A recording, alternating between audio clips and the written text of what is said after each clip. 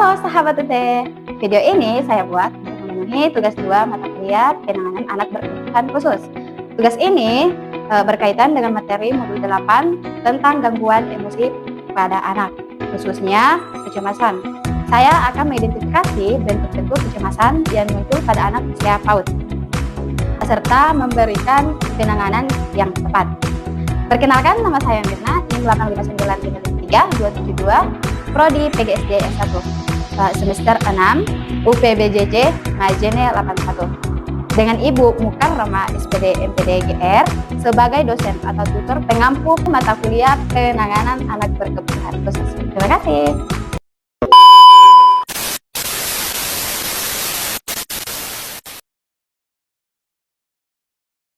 Kami dari mahasiswa Universitas Terbuka ingin melaksanakan salah satu tugas kami, yaitu kuliahnya itu anak berkebutuhan khusus, Bu.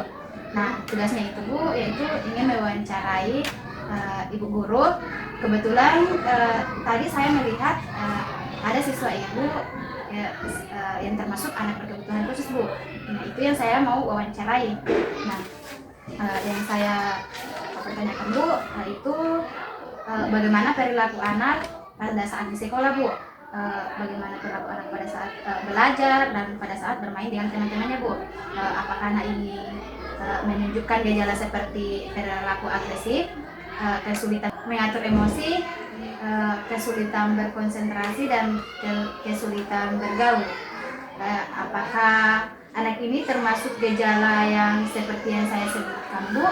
Pertama, ya di kelas kami memang ada satu orang anak yang memiliki perilaku yang seperti Ibu menanyakan tadi.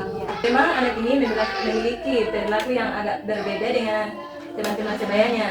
Anak ini, yang pertama itu anak ini tidak bisa bicara dengan normal seperti anak seusianya. Tetapi anak ini mengerti perintah, tapi apabila perintah yang diberikan sederhana, anak ini akan mengikuti perintah. Namun jika perintah yang diberikan lebih sulit, maka anak ini tidak akan mengerti dan tidak mampu mengerjakannya. Begitu. Apakah anak ini menunjukkan gejala seperti perilaku agresif, kesulitan mengatur emosi, kesulitan berkonsentrasi, dan kesulitan bergaul? Kalau untuk yang agresif, memang kurang agresif, dia lebih pendiam. Dan untuk saat anak kesulitan mengatur emosi, saya melihat anak tersebut memang terkadang memang kesulitan mengatur emosi, kadang juga belum bisa mengatur emosi.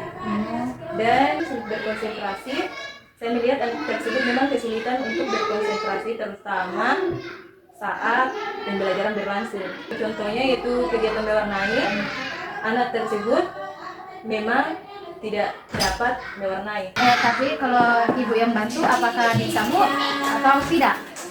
Dan pengalaman saya, saat saya membantu anak tersebut, memang anak tersebut memegang pewarna ataupun pensil. Namun jika tidak dari tugas mewarnai, anak tersebut hanya mencoret dengan tidak jelas dan keluar dari perintah yang diberikan. Terus kalau kesulitan bergaul, Bu, apakah dia bisa bergaul sama temannya, Bu, atau tidak bisa?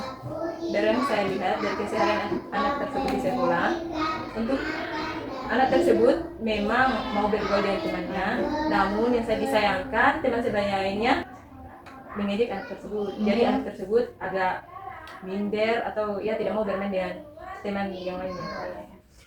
Terus kalau solusi penanganan yang tepat untuk perilaku anak ini, Bu, maksudnya itu solusinya bagaimana Ibu menanganinya, seperti apa, Bu?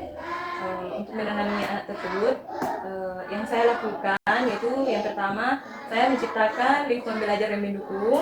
Yang kedua, saya memanfaatkan media visual yang menarik. Karena di samping yang kita ketahui bahwa anak tersebut tidak mampu berbicara.